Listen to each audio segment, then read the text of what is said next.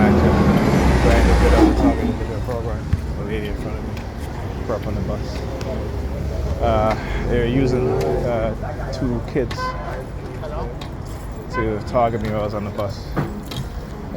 One of the kids, it looked like he had like a toy gun in his hand or something like that. And look. Did he have his hands up like that? You see that? I wanted to show you guys exactly, and then the red car passed by. It was nothing.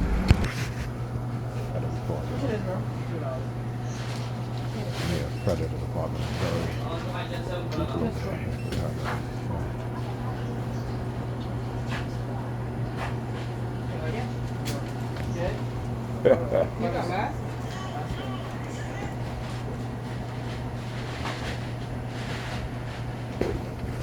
Using the light skin t-shirts. Using the light skin t-shirts. All right, now what just happened in there? Red vehicle, I guess, who's that come out? Look, they got the chips in his hand, and you're looking at the check cashing place. So you got the chip you want to show, and it shows the side with the barcode. Again, yeah, just explain it, exposing it, doesn't do anything to me. I already know what they're trying to imply. You know, I already know I'm targeting. So anyhow, there are times when they'll use the light-skinned Keisha, all right, or the light-skinned Hispanic woman who, you know, and engage in targeting. That's why she came into the store, right? And you saw how she was looking at the New York Predator Department auxiliary vehicle, right? Because now they've been exposed, so they're not going to use the regular police car. They'll use, and also on the bus, there was the New York Fecal Department SUV with the number 32, the big number 32 in the back of it. All right, so yeah. And it's just a psyops, psychological conditioning, all right? Just send you these subliminal messages, all right? But understand that they're doing it in this way so they can get away with engaging in crimes against you, not a crime, crimes against you, and getting away with it by using psychiatry and psychology, okay? And then trying to say that they have not caused you psychological harm. But not only have they caused us psychological harm, STIs, but also physical harm. I think I forgot to mention, so when I was leaving the house, my upstairs neighbor was using their phone, right, vibration. So they put the phone on the floor and it's constantly vibrating. It's pretty loud too. Again, so that's, you know, the threat of, again, using vibrational acoustic weapons. This is what they were using on me in the beginning of my targeting to damage my spine.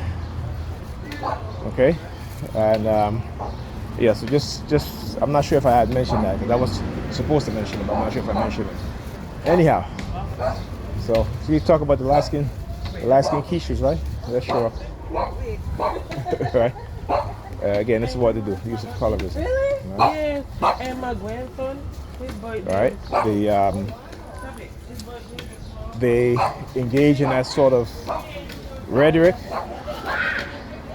because they know they'll use white women, they'll use lighter skinned women. Again, this is how they engage in colorism. This again, and most black people, black men and black women, can't recognize these tactics, can't recognize these methods. Right? Again, this is all subliminal. Yeah, that is it. That's all subliminal. Right? That's all subliminal.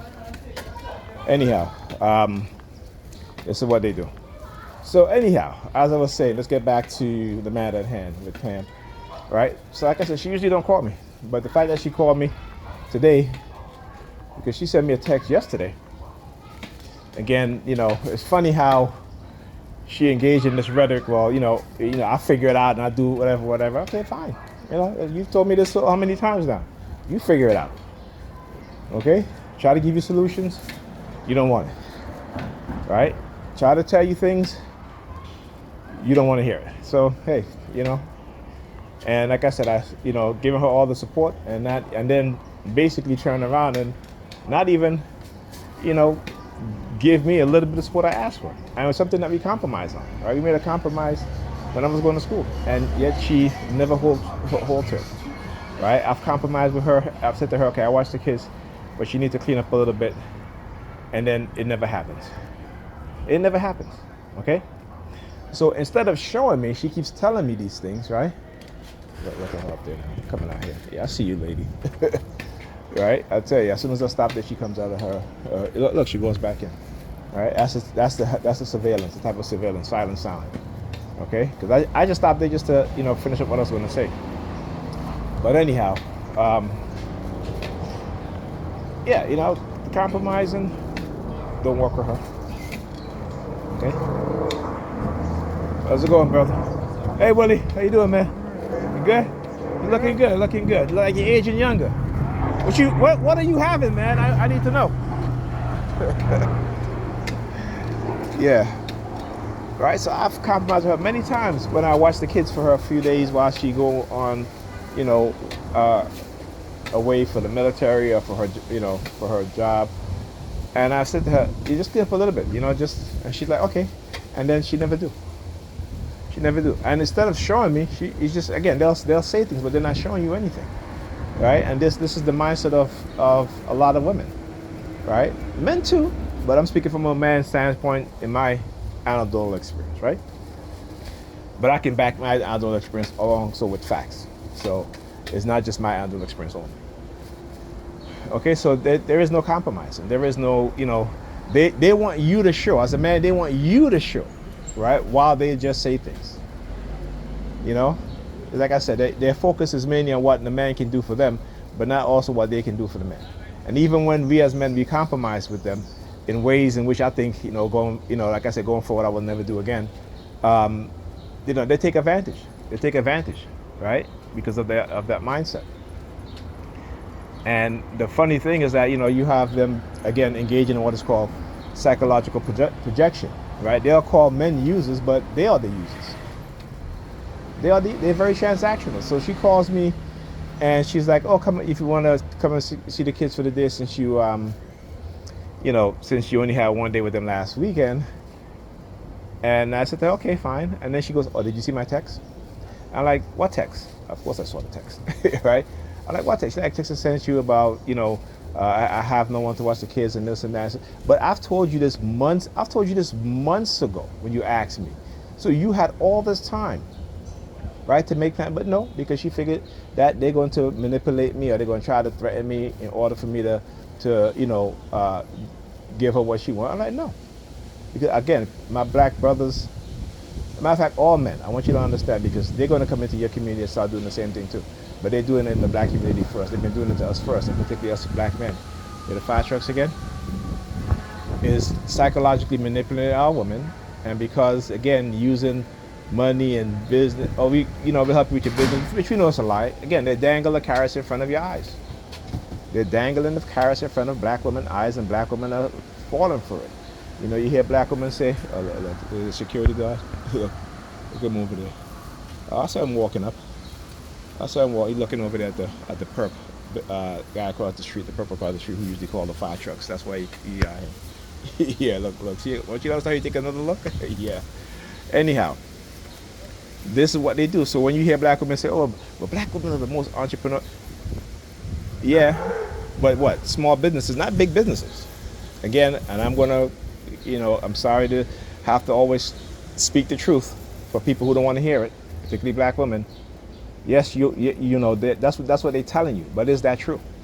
Is that true? Go look at the statistics, and also go look at if a woman registers a business, okay, she's an entrepreneur. Doesn't mean that the business is growing, that she's making money. It's just that the business is registered. Okay, that is the level in which they will act as if or pretend or to using the media to give these statistics that doesn't really pan out to be what they make it out to be, because it isn't the vast majority, right? And again, single business owner, I should say, where you have black women own business, they employ themselves. Okay, name businesses run by black women, created by black women that have employees of 10 or more. Matter of fact, employees of 5 or more. List them. List those businesses, and then list the businesses created by employee where they're the sole proprietor, where they work for themselves. All right. So again, I want you to understand that when they talk about business and jobs, they're talking about businesses that employ more than one person, businesses that employ 10 or more people. Okay, not the business owner working for him or herself. Right? That's just not how the economy is grown. So when they feed them lies, they believe it because they understand that women seek attention, and particularly in today's society, particularly black women have been conditioned with this hyper everything, right? Hypersexualism, hyper religious beliefs, hyper ego. They have big egos. Okay? But they don't understand that how they're being conditioned is basically creating unattractiveness within the men in their group, right? And when I say that, I'm not talking about because they own business. What I'm saying is the attitude that they have, the egotisticalness that they have, the attitude that they bring along with it. Oh, I don't need no man, and these niggas ain't shit, and this and that, all that stuff. I got my own business, and I don't need your stuff. But no other group of women who have businesses say that. The only group of women that say that are black women. Okay? And they're very transactional, like I said with him. So she, hey, come watch the kid, come see the kid will have you. And then I'm like, okay, transactional. Then I said, listen, I'm not talking about this right now. Then it's like, okay, so now that I'm on my way, I need you to get this, I need you to get that. I get very, very transactional. She would not call me and ask me to come over to spend the day with the kids on her weekend if she didn't want something out of it. Okay? If she didn't want something out of it. You know what I'm saying? Because again, very, very transactional. That is their mindset. Anyhow, I'll talk to you guys in the next video.